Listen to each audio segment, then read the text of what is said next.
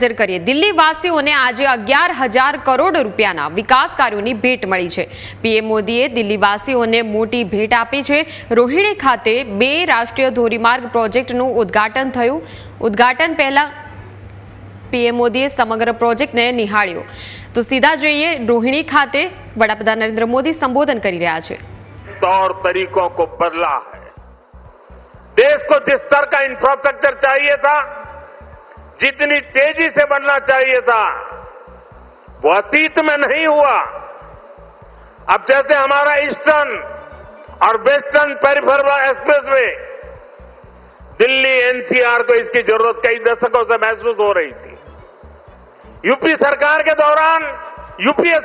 दौरान इसको लेकर फाइलें चलनी शुरू हुई, लेकिन काम तब शुरू हुआ जब आपने हमें सेवा करने का अवसर दिया। जब केंद्र और हरियाणा में भाजपा सरकारें बनी, आज ये सड़कें बहुत बड़ी शान से सेवाएं दे रही है।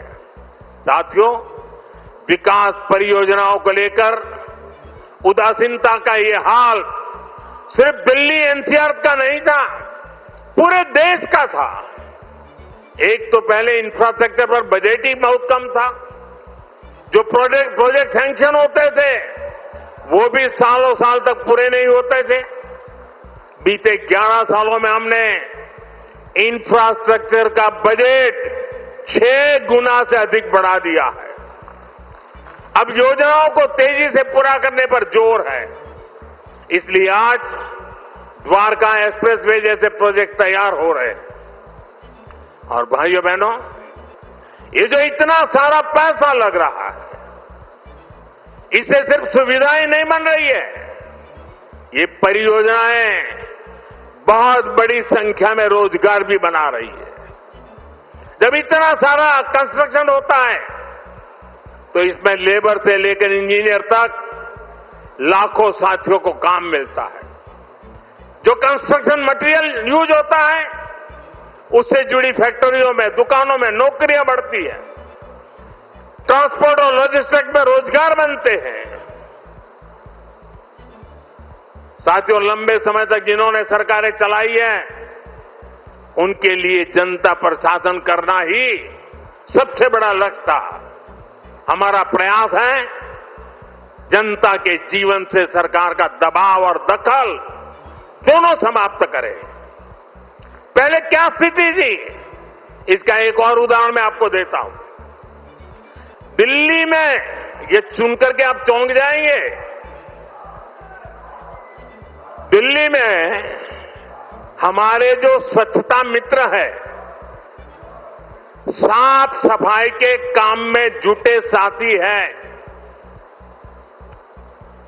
ये सभी दिल्ली में बहुत बड़ा दायित्व निभाते हैं। सुबह उठते ही पहले उनको थैंक यू करना चाहिए। लेकिन पहले की सरकारों ने इन्हें भी जैसे अपना गुलाम समझ रखा था। मैं इन छोटे छोटे मेरे सफाई में बंधुओं की बात कर रहा हूं। ये जो लोग सर पे संविधान रख करके नाचते हैं ना, वो संविधान को कैसे कुचलते थे, वे बाबा साहब की भावनाओं को कैसे दगा देते थे, मैं आज वो सच्चाई आपको बताने जा रहा। आप, मैं कहता हूं, सुनकर सन्न रह जाएंगे। मेरे सफाई कर्मी भाई बहन जो दिल्ली में काम करते हैं, उनके लिए एक खतरनाक कानून था इस देश में।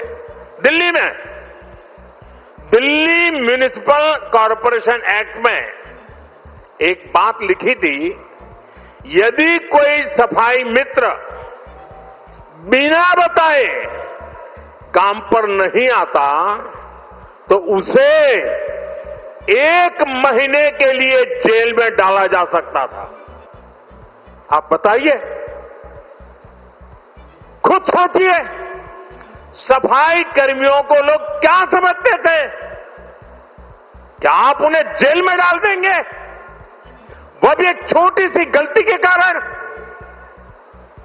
आज जो सामाजिक न्याय की बड़ी बड़ी बातें करते हैं, उन्होंने ऐसे कई नियम कानून देश में बनाए रखे हुए थे।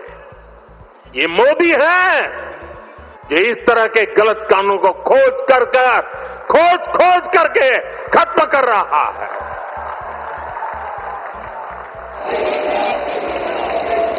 हमारी सरकार ऐसे सैकड़ों कानूनों को समाप्त कर चुकी है और ये अभियान लगातार जारी है। साथियों, हमारे लिए रिफॉर्म का मतलब है सुशासन का विस्तार। इसलिए हम निरंतर रिफॉर्म पर बल दे रहे हैं। आने वाले समय में हम अनेक बड़े बड़े रिफॉर्म्स करने वाले हैं ताकि जीवन भी और बिजनेस भी सब कुछ और आसान हो। साथियों, इसी कड़ी में अब जीएसटी में नेक्स्ट जनरेशन रिफॉर्म होने जा रहा है। इस दिवाली जीएसटी रिफॉर्म से डबल बोनस देशवासियों को मिलने वाला है।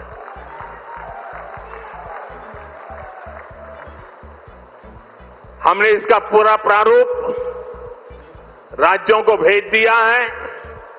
मैं आशा करता हूं कि सभी राज्य भारत सरकार के इस इनिशिएटिव को सहयोग करेंगे